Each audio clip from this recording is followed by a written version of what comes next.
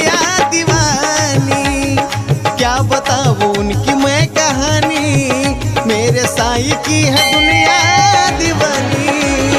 क्या बताऊं उनकी मैं कहानी, मेरे साईं की है दुनिया दीवानी। क्या बताऊं उनकी मैं कहानी, मेरे साईं की है दुनिया दीवानी। जय साईं राम दोस्तों, जयेंद्र मणि प्रेजेंट्स साईं की कहानी भक्तों की जुबानी में आज हम आए हुए हैं मालाड मालवनी में, जहाँ पे एक बाबा का अनोखा मंदिर बनाया हुआ है, जो बाबा को पत्थर पे बिठाया गया है। और आज तक हमने सिर्फ तस्वीरों में देखी है जहाँ पे बाबा पत्थर पे विराजमान है। ये रूबरू जैसे बाबा शिरडी में बैठते थे पत्थर के ऊपर, वैसे यहाँ पे बाबा को पत्थर पे बिठाया गया है। और ये पहला मंदिर है जो मैंने देखा, या आपने किसी ने अगर कहीं देखा होगा तो प्लीज़ कमेंट करके बताइए। बट हमारे देखने में आया हुआ ये बाबा का पहला मंदिर है जहाँ पे बाबा पत्थर पे विराजमान है। एक प्यारा सा गाना है जो हमेशा हम लोग गाते हैं कि पत्थर पे बैठे हैं मेरे साईं बाबा, क्यों मैं ढूंढूं मंदिर मस्जिद काशी काबा। पत्थर पे बैठे हैं मेरे साईं बाबा, क्यों मैं ढूंढूं मंदिर मस्जिद काशी काबा। तो ना आपको काशी जाना है ना काबा जाना है, फिर सिर्फ मालाड मालवनी आना है, बाबा का दर्शन देना है। तो ये मंदिर कैसे यहाँ पे बना, ये पत्थर कहाँ से मिला, कि यहाँ पे हमारे द्वारका माई मित्र मंदिर के सभी सदस्य यहाँ पे है।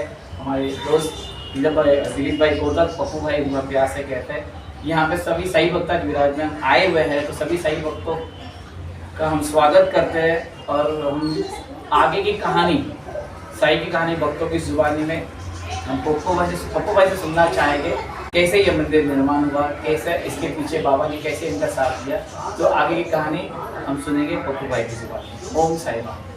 साईं की कहानी भक्तों की जुबानी में आज हम आए हुए मालाड मालवनी, और मालाड मालवनी का मंदिर काफ़ी अनोखा है। मैंने आपको बताया इंट्रोडक्शन में।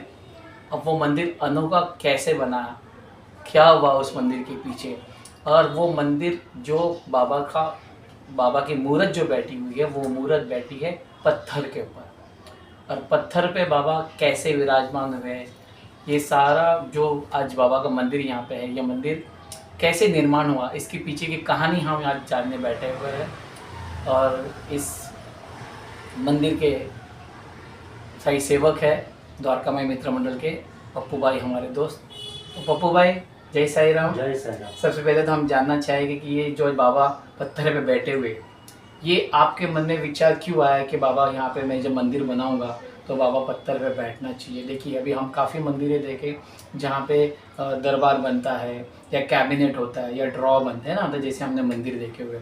लेकिन आपके मन में ऐसा सोच कैसी आई, या क्या ये था कि मन में कि मैं अगर मंदिर हम लोग अगर बनाएंगे द्वारका माई वाले, तो हम लोग पत्थर के ऊपर बाबा को बिठाएंगे। ये कैसे आपके मन में आया, और ये जब पत्थर आपको मिला कैसे, इसकी कहानी मुझे आपसे जाननी है। तो प्लीज़ पप्पू भाई हमें बताइए। इसके पीछे एक बाबा के आशीर्वाद ही रहा है और एक लंबी कहानी है। हमारा मंदिर 1990 के दौरान एक छोटी सी फ्रेम लगा के बनाया गया था। उसमें हमारे मंडल के मेरा छोटा भाई, फिर ये जो घर में बैठे हैं राजू नीड़े, संदीप पेंडारकर और ख्वाजा, ऐसे 3-4 लोगों ने मिलके वो जगह पे साईं बाबा का फ़ोटो लगा के छोटा सा एक चबूतरा जैसा बनाया था। जी कि वहाँ पे कोई कब्जा हो के कोई गलत चीज़ें ना बने, कोई गलत लोग आएंगे तो औरतों को आना जाना एक मार्ग पे बना हुआ है। जी।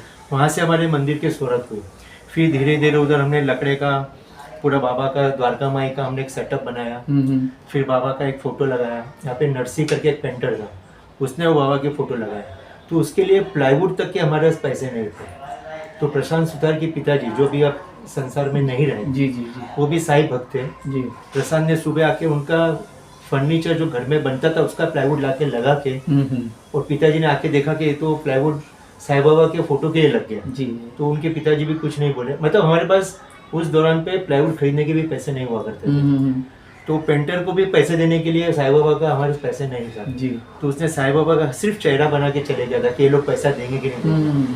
तो वो टाइम पे उसने 1200 रुपये हमसे पेंट करने के लिए, लेकिन उसने मूर्ति इतनी अच्छी बनाई, वो फोटो जो बनाया, जब हम क्लिक करते थे तो ऐसा लगता था कि साईं बाबा जो शिरडी के साईं बाबा है ना, वैसा फोटो उठ के आता था। उसके बाद में हमने सोचा कि फोटो है तो एक मूर्ति की भी स्थापना की जाए। तो हमने चीज़ें संकल्प मन में लिया कि मूर्ति रखनी है जी और हमें पता नहीं कि शिरडी की मूर्ति हमारे मालवनी में बनती है। जो शिरडी में मूर्तियाँ मिलती है, जी जी जी। यहाँ पे एक मनी करके एक बंदा था, वो सामने से हमारे पास आया कि मुझे एक मूर्ति डोनेट करनी है साईं बाबा की। तो वो मूर्ति उसने हमें डोनेट किया और वो मूर्ति की स्थापना फिर हमने की। स्थापना करने के लिए हम लोग यहाँ से 10-11 लोग शिरडी गए। वो मूर्ति की हमने वहाँ पे स्पर्श कराया, द्वारका माई में भी स्पर्श कराया और मंदिर में भी लेके गए और फिर वो मूर्ति को लाके हमने यहाँ पे स्थापित किया। तब तक मंदिर जो भी आप देख रहे हो जी, इसका इस तरह का निर्माण नहीं था जी। छोटा सा पतरा लगा हुआ था और एक समझो छोटी सी झोपड़ी या चावड़ी समझ लो, बस वैसा ही लुक था। तो सब लोगों ने सोचा कि भाई अभी पैसे तो सब नॉर्मल काम करने वाले, कोई सुथार में अपना छुरी का कारखाना, जी जी जी, प्रशांत है वो कैटरिंग का, सबका ऐसा छोटा मोटा कारोबार था। तो पैसे की सुविधा होने कैसा, ये बहुसंख्यक मुस्लिम इलाका है जी जी, और हिंदू लोगों की यहाँ पे बहुत कमी है। तो फंडिंग आना अभी यहाँ पे कोई सोर्स नहीं था। तो हमने एक मन में इच्छा किया कि हमको मंदिर को निर्माण अच्छा करना है। तो जैसे तैसे करके हमने 40,000 रुपये जमा कर लिए थे। 40,000 रुपये आ गया, लेकिन बजट निकाला तो 1.5 लाख का बजट आ गया। अब ये 1.5 लाख रुपया लाना बोले तो हमारे लिए बड़ा टास्क था, आज से 11-12 साल पहले। तो फिर क्या करें, तो मेरा एक फ्रेंड है मलाड से, तो मेरी दुकान में बैठा था। तो हमने बोला ऐसा ऐसा है, हम यहाँ पे डोनेशन तो ले नहीं सकते। तो 1.5 लाख का बजट हमारे मंदिर का निकला है, हमारे पास 40,000 रुपये है। तो उन्होंने अपने ड्राइवर को बुलाया, गाड़ी लेके आए थे। उनका एक्सपोर्ट का बिजनेस है, बटन का, इलेक्ट्रिक के बटन का। ओके, उन्होंने मेरे हाथ में 51,000 रुपीज़ हाथ में रख क्या दिया। बोले आपका मंदिर का काम रुकेगा नहीं, आप चालू करो। मैंने तुरंत प्रशांत पटेल को फ़ोन किया, मेरा ओम साई राम, 51,000 रुपीज़ अपने पास आ गया है, अभी अपने को मंदिर का काम चालू करना है। और वो बंदे ने अपने को इतना श्योरिटी दिया कि आपका मंदिर का काम रुकेगा नहीं। तो वो शुरुआत हो गई कि उन्होंने हिम्मत दिया। जी जी जी, 40,000 हमारे पास थे, 51,000 आ गया। जी जी, अब हमने सोचा कि ईंट का कम करेंगे, फिर कभी बारिश का पानी आएगा। तो किसी ने सजेशन दिया आरसीसी का काम करो। हमारा तो नॉलेज नहीं है, कोई आर्किटेक्ट तो है नहीं। तो बोले आरसीसी का काम करेंगे। अब आरसीसी का काम करने के लिए हमने बुलाया बंदे को। आरसीसी का काम तो मंदिर का सुन के, वो भी यूपी का था। जी जी, तो बोले मैं 40,000 रुपया पूरा ये लूँगा अपना लेबर, और इसमें आरसीसी का तुम्हारा काम मैं खड़ा करके मंदिर दे दूंगा जी। तो जब आरसीसी का है तो बजट बढ़ने वाला है, फिर सलिया कहाँ से लाएंगे, सीमेंट कहाँ से लाएंगे, हर चीज़ बढ़ते गई। जी जी, तो फिर हमने सबने आपस में बैठ के नक्की किया कि अपन ऐसा करते हैं कि पर स्क्वायर फीट का एक कॉस्ट निकालते हैं और जो कॉस्ट आएगा वो अपन सबसे ले लेंगे कि फुट के हिसाब से। जी जी, सबसे तो एक साथ में बड़ा पैसा मांग नहीं सकते। तो 350-400 रुपये के करीब का एक अंदाजा निकला कि पर स्क्वायर फीट इतना कॉस्ट आएगा तो अपना मंदिर का काम आसानी से हो जाएगा, इतना स्क्वायर फीट काम है। तो 350 की हमने पावती बनाई पर स्क्वायर फीट के। भाई एक आदमी अब चाहता है कि मंदिर बने तो मेरा भी योगदान लगे। जी जी जी, तो किसी से 500-1000 रुपये मांगने से 350 का एक टारगेट लगाया जी। अब वो पावती बनाए तो उसका मिसयूज ये होने लगा कि मालवनी के अंदर कुछ गैंग थी, वो एक्टिव हो गई और हमको पता भी नहीं, और हमारे मंदिर के नाम पे कलेक्शन होना चालू हो गया। तो फिर हमने वो बंद कर दिया प्रोग्राम भी, मतलब ये तो नाम खराब हो जाएगा। जी, जी, जी। हमने सोचा आपस में ही निकालेंगे। जी, फिर ये बनाया कि ग्रुप बनाओ। भाई मेरे पहचान वाले 5 जी। हैं, मैं अपने 5 से 350 ले लूंगा जी। ऐसा जिसके अपने जीवन में ऐसे तो 5-6 लोग खास जी, होते हैं जो जी, अपने जी। बोलने पे 500,000 रुपये तो दे ही देंगे। जी, फिर वो साइकिल से हमने काम चालू करा। उस दौरान मेरी मुलाकात जयू भाई से, जयेंद्र पटेल, उनसे हुई, पक्या से हुई। ऐसे मैंने अपने सोर्स जितने थे जो साई भक्त थे, जी, जी, मतलब उससे ही बात करके मतलब है। हमारे योगेश वर्मा जी है उसके। तो स्टार्टिंग में मंदिर का निर्माण नहीं हुआ तो इतने लोग उत्सुक नहीं थे। जी जी, फिर हमने सोचा कि एक बार हिम्मत करके काम हम चालू ही कर देते हैं। जी, जी। और फिर देखा जाएगा। तो हमारे इधर एक साई पालकी जाती है, साई लीला गुट की। वो बंदे लोग को मैंने बोला कि भाई आप लोग शिरडी जाते हो, चल के जाते हो, तो मंदिर का निर्माण करना है। तो बोले जितनी ईंट लगेगी हम आपको दे देंगे। तो 6,000 ईंट का रिक्वायरमेंट था। तो ईंट वहाँ से आ गया। मेरा एक फ्रेंड है, उसको मैंने पूछा कि भाई सलिया, बोले पूरा सलिया, स्टील का सलिया मैं दे दूंगा। एक ने सीमेंट की जवाबदारी ले ली, एक ने रेती की जवाबदारी ले ली। मैंने अब हमको लेबर कॉस्ट ही देना है जी। तो जब मंदिर का निर्माण चालू हुआ तो जो 1.5 लाख का कॉस्ट था वो 7.5 लाख तक चले गया। बाप रे।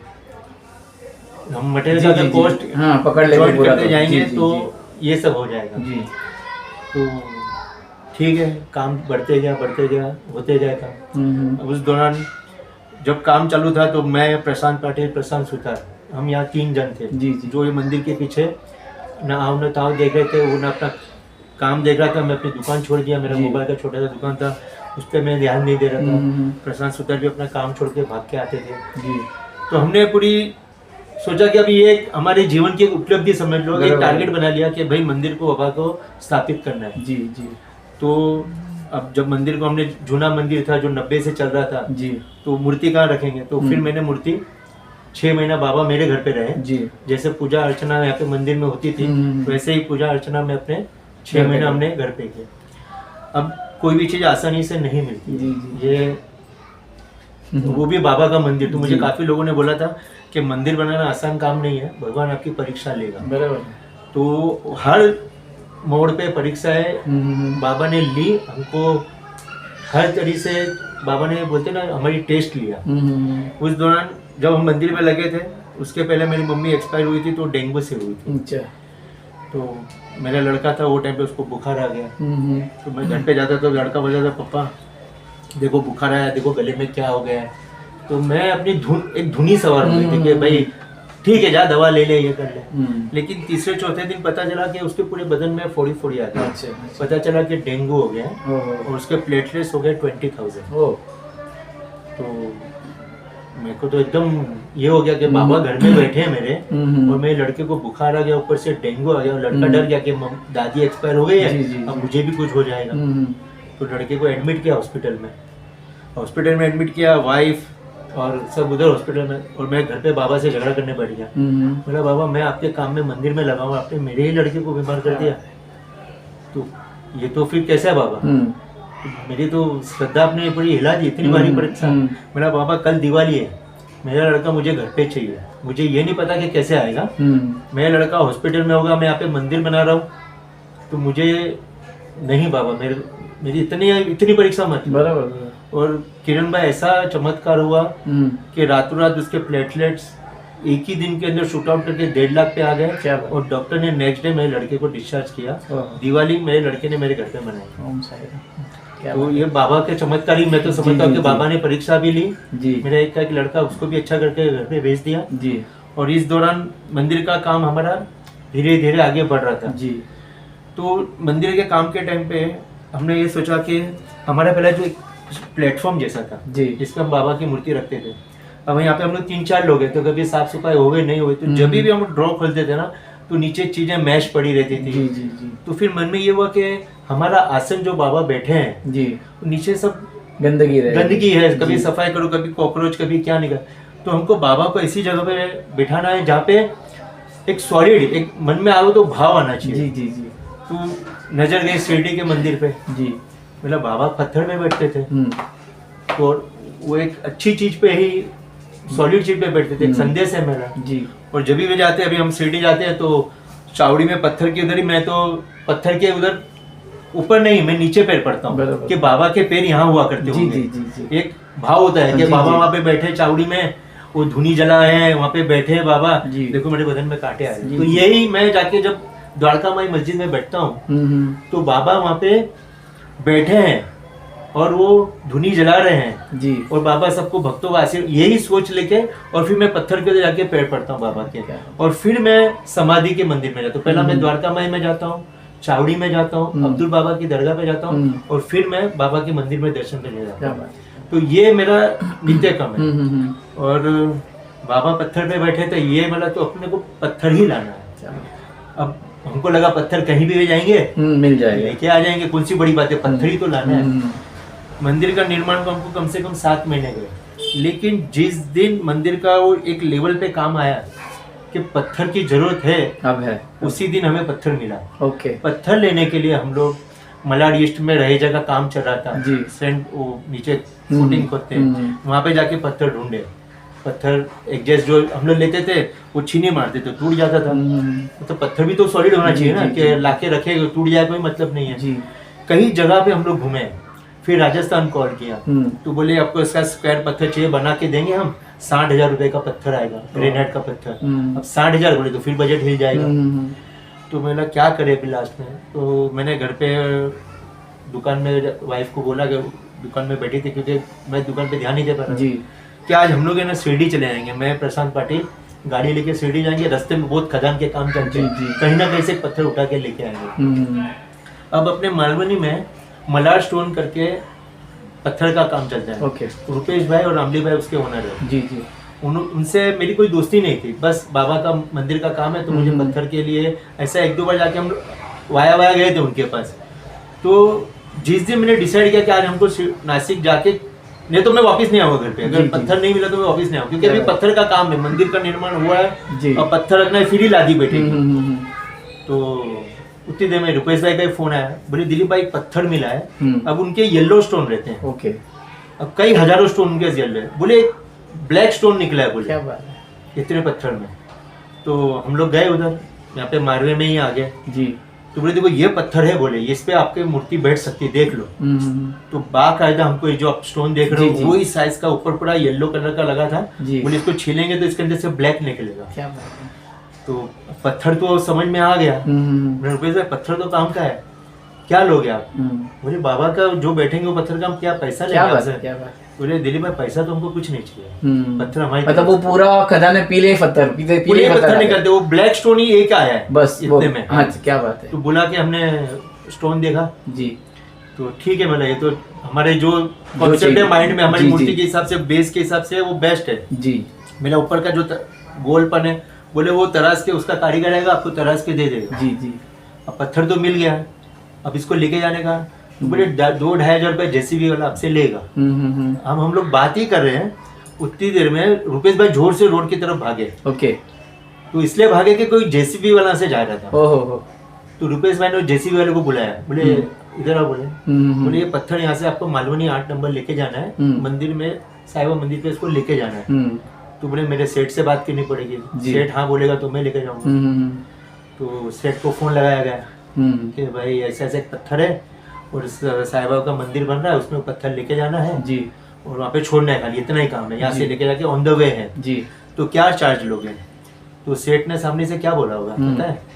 बोले आप लोग पागल हो, मैं शिरडी में बाबा के दर्शन करने आया हूँ और तुम मुझे बोले साईं बाबा के लिए पत्थर लेके जाना क्या है। बात है, मेरे सामने खड़े हुए हैं आप। और तुम मुझसे पैसे की बात कर रहे हो? क्या बात। ड्राइवर को उसने इंस्ट्रक्शन दिया जी कि वहां से तुझे 1 रुपया भी नहीं लेना है। ओहो। मैं मंदिर के अंदर बाबा के दर्शन करने के लिए खड़ा हूँ, गेट पे मंदिर पे दर्शन करने जा रहा हूँ। अच्छा। और बाबा के दरबार में खड़ा हूँ, तू मुझे बोल रहा है कि बाबा के लिए पैसा, जेसीबी के लिए पैसा लगेगा? क्या बात। उसने 1 रुपया नहीं लेना। अब वो पत्थर जहाँ हम लोग सोच रहे 21, क्योंकि पैसे नहीं थे ना, बराबर, तो वो बाबा ही थे जो हमको हर जगह पे हमारा काम धक्का लगा के कर दे रहे थे। बाबा ही लोगों के दिमाग में जाके बैठ रहे थे, हमारी आस्था थी बाबा की कि हमको पत्थर पे बिठाना है जी।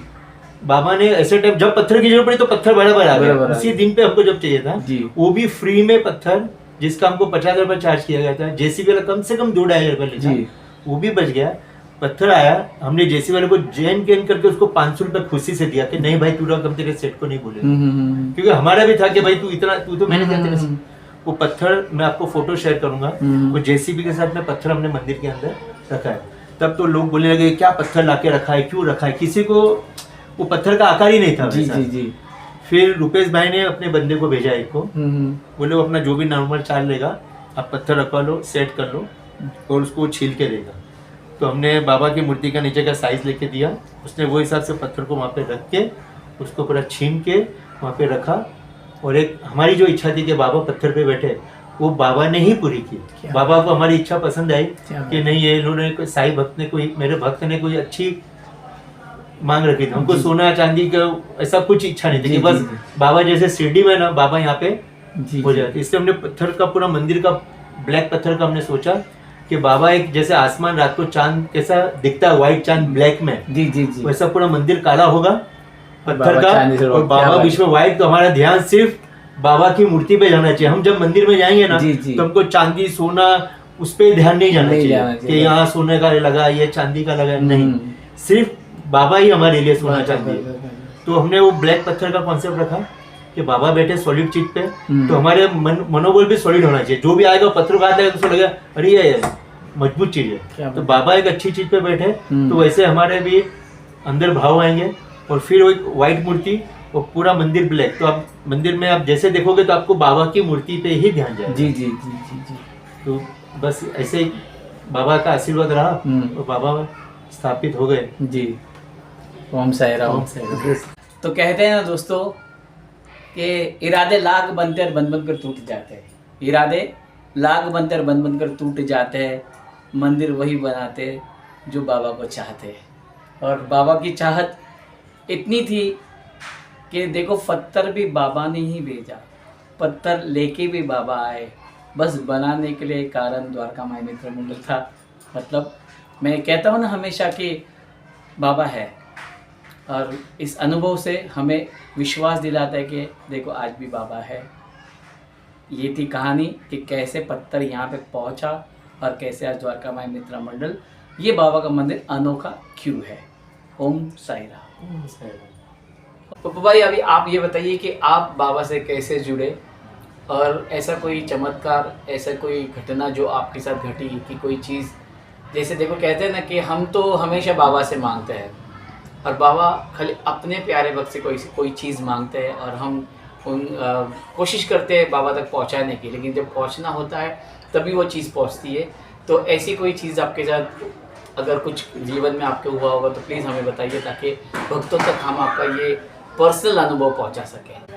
फिर मैं बाबा की तरफ लगाव बचपन से हो गया था कि पिताजी के फ्रेंड थे, उनके पास वाइट एम्बेसडर थी, तो शिरडी जाने के लिए फ़ोन आया था। तो हमारा पूरा परिवार उस तरह शिरडी गए थे। तभी हम लोग 2 भाई थे, मम्मी डैडी, और उनके वाइट एम्बेसडर में गए। मंदिर पे शाम को पहुँचे तो महाराज ने मुझे गोद पे बिठाया, बाबा की गोद में बिठाया, हमने दर्शन किया। महाराज ने हमको रूम दिया। वो टाइम पे मंदिर इतना समृद्ध नहीं हुआ था, रोड भी इतने अच्छे नहीं हुए थे।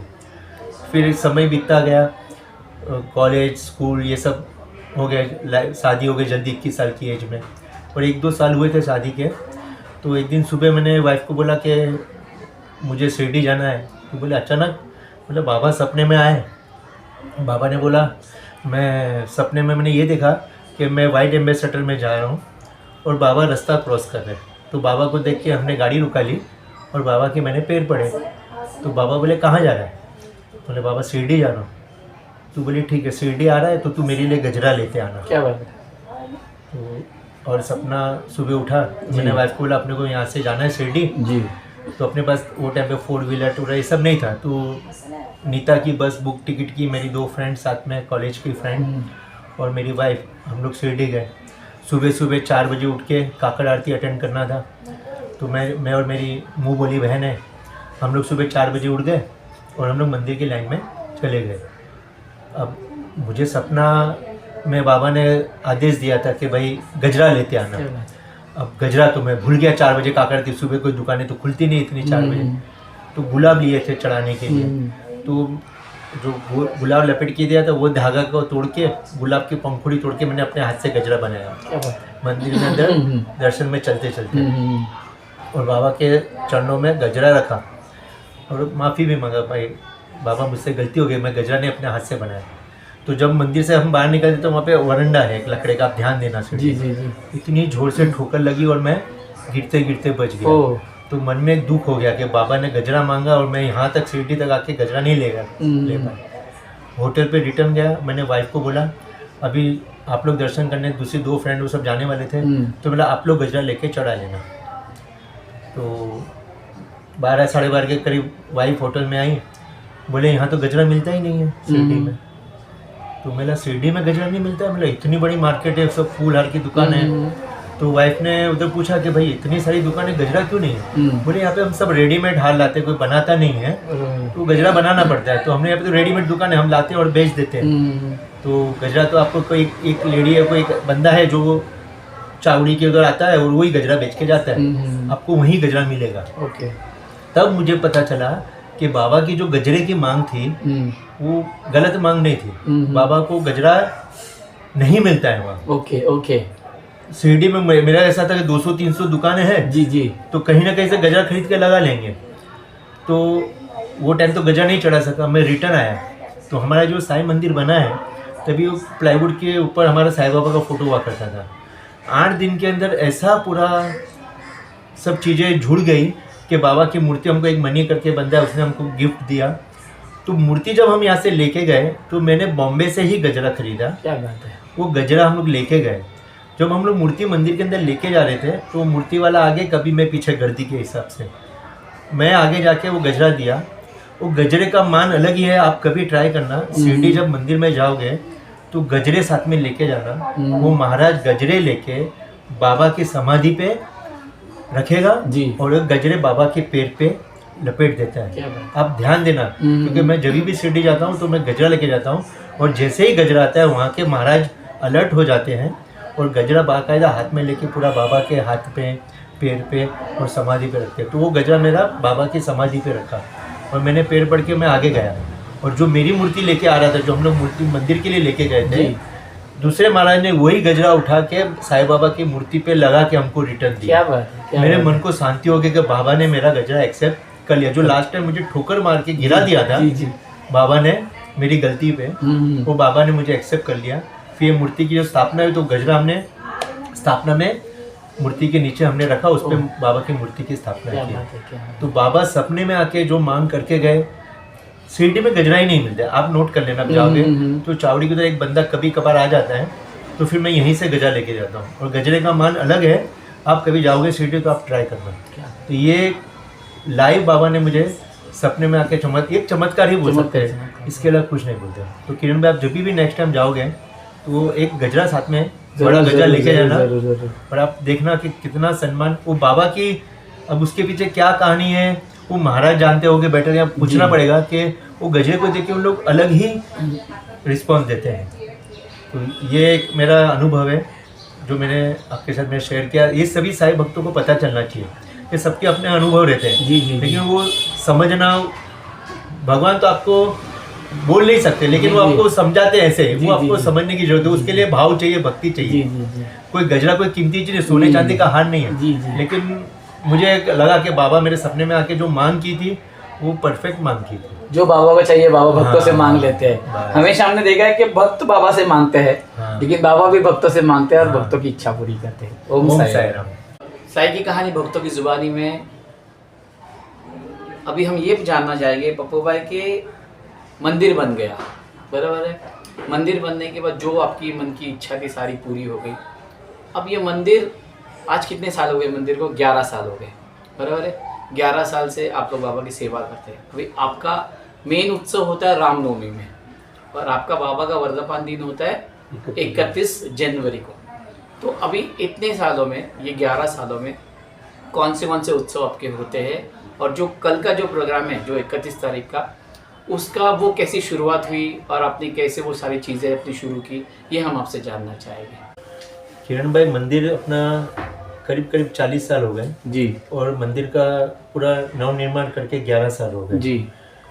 साईं भंडारा हमारा कई सालों से चल रहा है जी। पहले ऐसा था कि 21 किलो 51 किलो जी। ऐसा बढ़ते बढ़ते साईं भक्त बढ़ते गए तो करीब 400 किलो चावल का भंडारा होता है। क्या बात है। और 3 से 4 हज़ार साईं भक्त आके, उसमें सभी कोई जाति धर्म नहीं है, सभी लोग आके लाइन लगा के बाबा का प्रसाद लेके जाते हैं और सीरा बनाते हैं हम लोग। जी जी। ये हम लोग हर रामनवमी को, जैसे हर रामनवमी पूरे अपने हिंदुस्तान में विश्व भर में साईं मंदिर पे, राम मंदिर पे होता है, तो हम लोग रामनवमी के दिन साईं भंडारा करते हैं।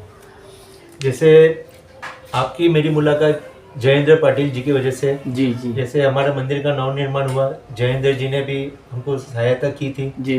उनका बड़ा योगदान रहा। और मंदिर का हमारे जब ऊपर का गुम्बज का काम चालू था तभी जयू भाई से मुलाकात हुई थी और गुम्बज के काम में पूरी जयू भाई ने हमको सहायता की। जी जी। मंदिर हो गया, सब हो गया, तो हमने सोचा था कि मंदिर पे कोई कार्यक्रम होना चाहिए, क्योंकि हमारे लिए और सबके लिए, हमारे एरिया के लोगों के लिए बहुत बड़ी उपलब्धि थी। जी जी। कि बाबा का मंदिर बन गया है। जी जी। तो कोई अच्छा प्रोग्राम यहाँ पे किया जाए। जी। तो हमारे मन में आया कि बाबा का भजन रखें। जी जी। तो मैंने, मेरे एक फ्रेंड है प्रकाश सुरवे करके, जिन्होंने मुझे जयेंद्र पाटिल जी से मिलाया था। जी जी। तो उन्होंने कहा कि अरे पप्पू भाई, जयेंद्र पाटिल का खुद का भजन का ग्रुप है, आप उनको फ़ोन करो। जी जी। तो जयेंद्र पाटिल जी ने बोला कि पप्पू भाई मैं किरण भाई को भेजता हूँ आपके पास। जी जी। और वो दिन था कि आपकी मेरी दोस्ती, ये तो भले जयेंद्र पाटिल प्रकाश जी बीच जी, में, जी। लेकिन वो बाबा ही थे जो सबका तार जोड़ रहे जी थे। जी जी जी तो मैं तो आपको साई परिवार ही मैं मानता हूँ जी, कि जी। मेरे साथ में जो साई बाबा ने जिससे जिससे मिलाया है जी जी जी वो मेरा साई परिवार है। जी जी तो मेरे परिवार में आप भी जुड़ गए, जी जी बाबा ने ही जोड़ा। जी जी तो भजन का कार्यक्रम हुआ जो हमारे टाइम, हमारे इधर पहली बार ऐसा कोई कार्यक्रम हुआ था। 3 दिन हमारे मंदिर का कार्यक्रम था। पहले स्थापना हुई थी, स्थापना में भी 200 लेडीजों को हमने साड़ी दी थी, सब एक जैसी साड़ी पहन के, घोड़े का रथ जिसमें बाबा को बिठा के मूर्ति की स्थापना, करीब करीब 200 कलश से स्नान किया गया। हमारी रोहिणी जी और उनके पूरा महिला मंडल आए थे। वो सब पूरा एरिया की सब लेडीजों ने मिलके हमने प्राण प्रतिष्ठान की जो पूजा हुई, उसके बाद नेक्स्ट डे पे भजन का कार्यक्रम था जिसमें आपकी पूरी टीम आई थी। जी, जी, और जी। 4 चांद लगा दिए थे। हमारे यहाँ पहली बार ऐसा प्रोग्राम हुआ था, तो हम लोग तो बहुत बहुत बोले तो बहुत मजा आया था हमको। तब से आपकी हमारी दोस्ती है। जी, जी। और उसी दौरान आपसे बात करते करते आपने हमको सजेशन दिया था जी, कि रामनवमी का तो प्रोग्राम आप हर जगह करते हो, जी जी अब वर्धापन दिन आपका 31 जनवरी का है, तो ये आप भूल जाओगे। जी जी जी तो आपने सजेशन दिया था कि आप साई पारायण, उस वक्त हमको इतना भी नॉलेज नहीं था कि साई पारायण क्या होता है। क्या होता है, कैसे होता है। जी तो आपने मार्गदर्शन दिया, आपके ग्रुप के अपने कालेकर काका रुपेश को फोन किया और उन्होंने बोला कि ठीक है हम लोग नेक्स्ट ईयर से इसको प्रोग्राम सेवा करेंगे। जी जी और उस वक्त से आज तक 10 साल हो गए हैं। आपका पहले साल हेमंत पाटिल आए थे। हेमंत पाटिल जी आए हाँ, थे। और मलाड के हेमंत पाटिल जी आए थे। उन्होंने पोथी को पोथी माना था, मान के, जी, जी, सब जी। कुछ किया था। जी, उसके बाद काले काका रुपेश वो सब, और आप तो आते ही जी थे। जी जी जी जी बाबा के आप फिक्स जी, है। जी जी तो आपके मार्गदर्शन पे और हमने पोथी सबने पढ़ना चालू किया। आज 10 साल से रेगुलर हमारी पोथी पढ़ती है और उसका वो मार्गदर्शन हमने घर पे भी यूज किया। हम घर पे भी पोथी का जैसे जैसे समय मिलता है हम पाठ करते हैं। और यहाँ पे पहले हम लोग करते थे 2 दिन का जी जी अखंड पारायण होता था। होता तो अखंड पारायण में रात को जागना होता था, सब होता था। जी जी तो भी लोग काम पे जाते हैं, किसको दिक्कत होती है, तो अभी हम लोग अखंड पारायण नहीं करते हुए 5 पोथी लगा के साकली पारायण हम लोग करते हैं। जी जी तो वो साकली पारायण अभी 31 जनवरी को है। आप आना, जी, आप जी, तो आते जी, ही हो, साथ जी, में जी। दुबे जी को भी लेके आना। जी जी तो उस वक्त भी आप देखना माहौल के कैसे सब महिलाएं और सब यहाँ के लोग मिलके झुनका भाकर हम लोग करते हैं। बाबा का प्रसाद में झुनका भाकर रखते हैं। जी, जी। और सब मिलके हम लोग घर पे कोई खाना नहीं खाता है, झुनका भाकर बनवा के बाबा को झुनका भाकर का भोग लगाते, जो बाबा का सबसे पसंदीदा भोजन था। जी तो हम लोग सब मंदिर में बैठ के ही उसका प्रसाद लेते हैं। और शाम को जब पूर्णाहुति हो जाती है पारायण की, उसके बाद में आरती करने के बाद में भंडारा बनाते हैं और भंडारा का वितरण करते हैं। तो ये कार्यक्रम हमारे कई सालों से, बाबा से हमारी ये इच्छा है कि हमारे बाद में भी हमारी पीढ़ी दर हमारे बच्चे इसको फॉलो करें और ये प्रथा चलती रहे। मेरी दिली तमन्ना थी कि आपकी कहानी, मतलब जैसे हमारा टाइटल है साई की कहानी भक्तों की जुबानी, हम हर वो भक्त को मिलना चाहते हैं जिनके साथ बाबा, जो बाबा के से जुड़े हुए हैं और बाबा उनसे जुड़े हुए। देखो बाबा का काम ऐसा है ना, एक तरफा नहीं है। जैसे बाबा कहते हैं ना कि तू 1 कदम आ, मैं 100 कदम आऊँगा, और आपने 1 कदम उठाया और बाबा आपके साथ 100 कदम तक चलेंगे। ये बाबा का चमत्कार। अभी बताइए, अभी आप बाबा से क्या चाहते हैं, जीवन में क्या चाहते हैं, आपके लिए, आपके दोस्तों के लिए, आपके द्वारका माई मित्र मंडल के लिए, हमारे लिए आप क्या चाहते हैं, बताइए। किरण भाई, बात ऐसी है कि साई भक्त सबके लिए अच्छा ही सोचता है, कभी जी। बुरा नहीं सोचता है। जी आप साई बाबा का चमत्कार ऐसा है कि जहाँ पे भी जाते हैं आपको साई की तस्वीर मिल ही जाती है। जी जी जी आप रिक्शा के पीछे भी लिखा मिलता है, सबका मालिक एक। जी जी कहीं आप ऑफिसर के पास जाओगे तो साई बाबा सर्वव्यापी है, हर जगह है। जी जी तो बाबा पूरे विश्व का अच्छा करे। मेरा पड़ोसी दुखी होगा, मेरा पड़ोसी देश दुखी होगा, तो उसमें कोई किसी का पर्सनल, मैं मेरे घर में सुखी रहूं, मेरे लिए सुख मांगू, और पड़ोसी दुखी है या मेरा मित्र दुखी है, तो उससे किसी का भला नहीं होना है। जी तो मेरी तो इच्छा है बाबा सब पे अपना आशीर्वाद बनाए रखे, हर एक की अपनी मनोकामना पूरी होवे, और सबके साई भक्त, जो भी साई भक्त, आपने तो पहले ये जो साई बाबा के लिए जो निकाला है कि साई की कहानी भक्तों की जुबानी, ये हम जैसे छोटे छोटे मंदिरों के लिए तो बहुत बड़ा है कि हम लोग हमारा शेयर करेंगे, अनुभव बता सकेंगे। नहीं तो सेलिब्रिटी के अनुभव आजकल लोग शेयर करते हैं। जी जी जी जी अब वही चीजें चलती हैं। जी जी जी सेलिब्रिटी ने बोला तो लोग मानते हैं। ये तो एक छोटे से छोटे आदमी साईं भक्त के साथ पहुंच रहे हो जी। और ये कर रहे हो, तो ये सबसे बड़ा काम है कि साईं बाबा ने आपको लगता है इसी के लिए बनाया, मुझे तो ऐसा जय लगता साईं है। राम। और इसमें बाबा आपको बहुत आगे लेके जा रहे हैं। ये मेरी एक दिली तमन्ना है बस। कि हमारे जैसे साईं भक्त की, हमारी कहानी नहीं है, ये हमारा पर्सनल अनुभव है। बाबा की जो भक्ति है वो हमारी पर्सनल है। तो ये बताने का कारण ये है कि लोगों को पता चले कि विश्व में बाबा ने चमत्कार कई लोगों को दिए हैं, लेकिन ये सबको पता होना चाहिए। गलत कोई मार्केटिंग करके वह करके उसका कोई मतलब नहीं। जी जी जी तो ये भक्ति लोगों में अंदर से आत्मा से जागनी चाहिए। बाबा ने हमारे पास आशीर्वाद दिया, हमारे पास इतने संसाधन नहीं होते हुए हमने मंदिर का निर्माण हो गया, तो बाबा का आशीर्वाद होगा तो कोई भी काम हो सकता है। जी जी जी तो ये मंदिर बन गया, आज लोग उस पे आते हैं, हर गुरुवार को आरती होती है, सुबह शाम बाबा को जैसे प्रथा से सुबह आरती होती है, बाबा को नहलाया जाके नए कपड़े पहनाए जाते हैं, हार, जो हमारी यथाशक्ति हम करते हैं। जी, जी। हम 6-7 परिवार है, वो मिलके पूरा इस कार्यक्रम को आगे बढ़ाते हैं। जी जी वैसे ही सबको बाबा संचरण दे अपने मन में और लोग अच्छा करे, यही मेरी सबसे प्रार्थना है। और आपका ये प्रोग्राम सबके लोगों के घर घर में जाए और लोगों को एक प्रेरणा मिले, बस यही मेरी प्रार्थना है। धन्यवाद खूब खूब श्री धन्यवाद। अनंत कोटि ब्रह्मांड नायक राजाधिराज योगीराज परब्रह्म श्री सच्चिदानंद सद्गुरु साईनाथ महाराज की जय। ओम साई राम। जैसे अभी हम यहाँ पे आज आए हुए द्वारकामाई मित्र मंडल, जहाँ पे बाबा पत्थर पे विराजमान है। इस मंदिर का एक प्यारा अनुभव है, मेरा खुद का अनुभव है कि जैसे पप्पू भाई को मैंने सजेस्ट किया कि आपका भंडारा होता है रामनवमी में, राइट, और आपका मंदिर का वर्धापन दिन है 31 जनवरी को। अब 31 जनवरी मतलब जिस दिन बाबा यहाँ पे विराजमान हुए, जिस दिन बाबा की प्राण प्रतिष्ठा हुई, उस दिन बाबा का एक मतलब हम सोच सकते हैं कि बाबा का जन्मदिन, बाबा का बर्थडे, बाबा हमारे पास बाबा किस दिन आए, 31 जनवरी को बाबा आए। तो आप ये दिन को भी कुछ तो उत्सव कीजिए, कुछ तो प्रोग्राम कीजिए, ताकि आपको ये तारीख याद रहेगी। वरना ये तारीख आप भूल जाओगे, आप रामनवमी के उत्सव में ही रहोगे और ये तारीख का ध्यान भी नहीं रहेगा। ये तारीख बहुत इंपॉर्टेंट है आपके लिए, आने वाले सारी पीढ़ी के लिए, कि 31 जनवरी को यहाँ पे बाबा का मंदिर का निर्माण हुआ था या वर्धापन दिन हुआ था, पुनर्निर्माण हुआ था। तो पता नहीं, बातें करते करते मैंने पप्पू भाई से बताया कि फिर आप एक काम कीजिए। पप्पू भाई ने बताया 2-2 उत्सव साल में हम नहीं कर सकते, 2-2 चीज़ नहीं कर सकते हो, तो क्या कर सकते हैं। तो मैंने एक काम कीजिए, अब साई पारायण कीजिए। अब जैसे मैंने साई पारायण का नाम लिया तो वो भी हैरान हो गई, साई पारायण मतलब क्या।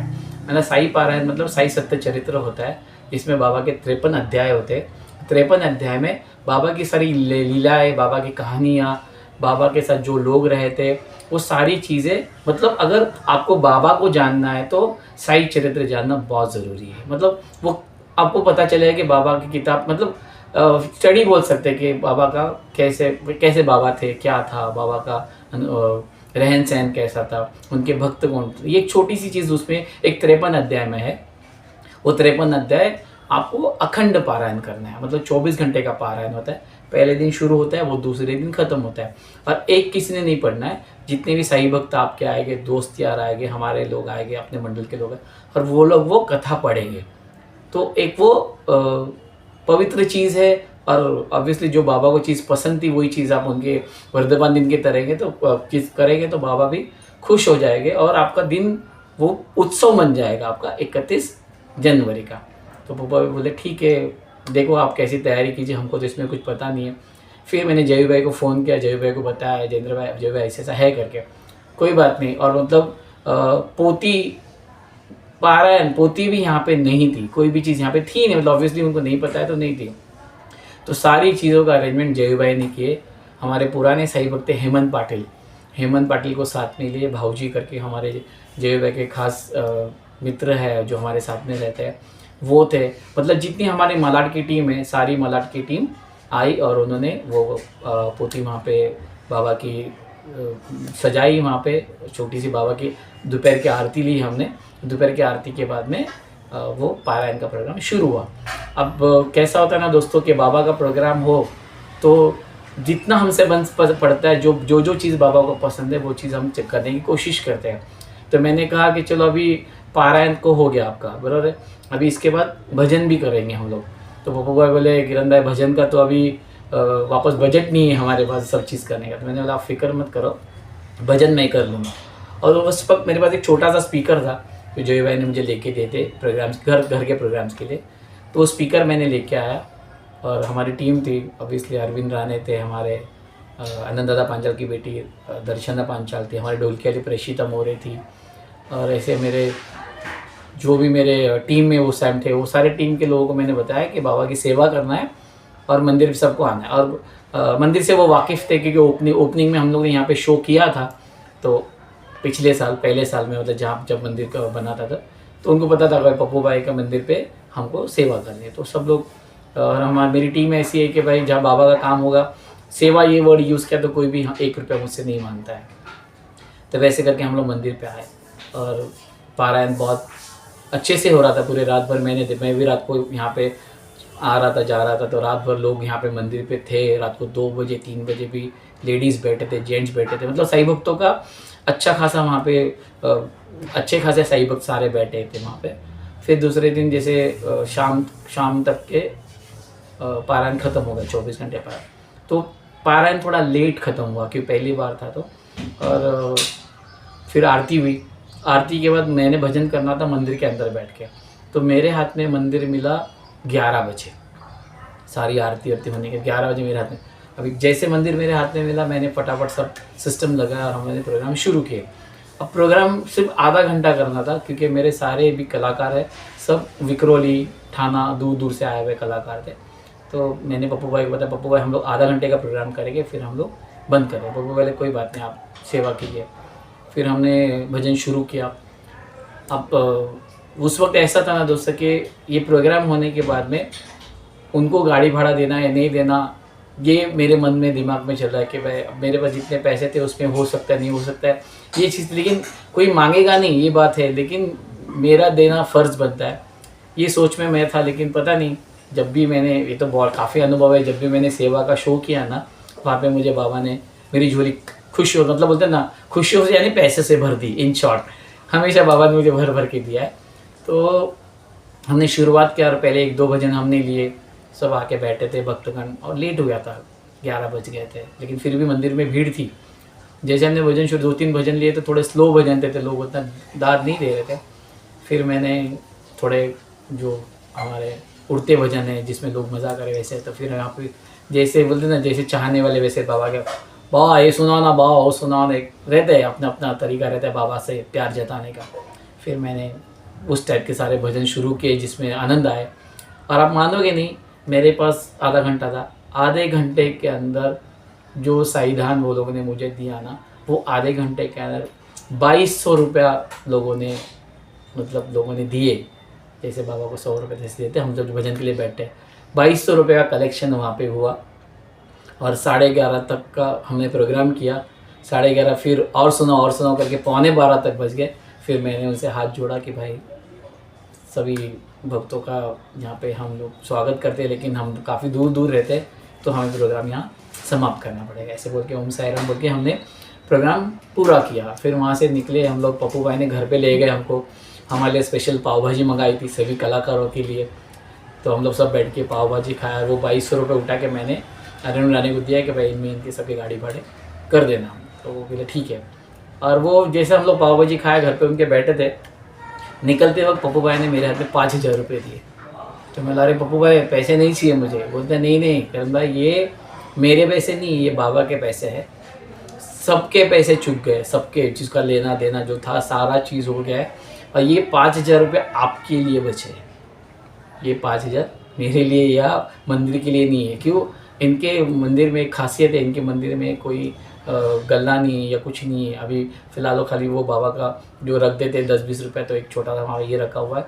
और मतलब पता नहीं ये द्वारका माई मित्र मंडल का, उनके दोस्तों का और पप्पू भाई की सोच है कि कुछ जो चाहिए वो ला के देना, पैसे नहीं चाहिए करके। तो 5000 बचे, बोले 5000 में क्या करूँ, ये आपने भजन की, आपने सेवा की, ये 5000 आपका है। तो वो 5000 रुपये मुझे उन्होंने दिए, और वो भी एक अच्छे काम के लिए मैंने उठा के हमारे एक सिंगर के दे दिए कि ये तेरे लिए तू रख देना करके। मतलब हमारे गुरुवर है आनंद दादा पांचाल, उनका पहली डेथ एनिवर्सरी थी जो हमको और पप्पू भाई के पहचान से हमने एनएल कॉलेज में हॉल बुक किया था और वहाँ पे उनको सूरों की श्रद्धांजलि हमने दी थी।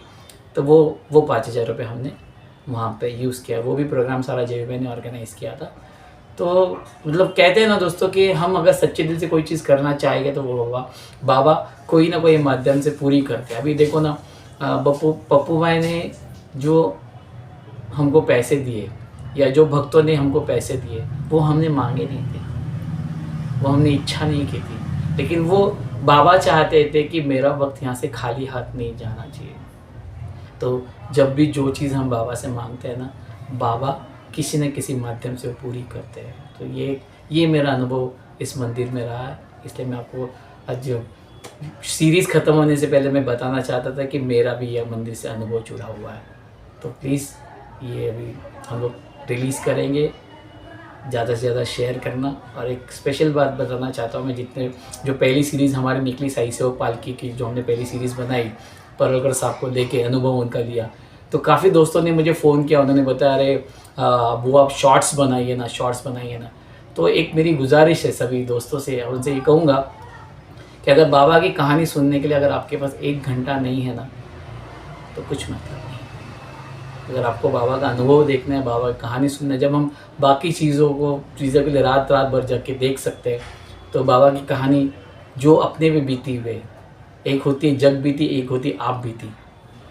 जब आप किसी की जग बीती सुनोगे ना, तो आपको पता चले कि हाँ ये चीज़ मेरे पे भी बीती थी। और बाबा की कहानी में कहीं ना कहीं आप अपने आप को खोजो, आप दिखाई दोगे उसमें।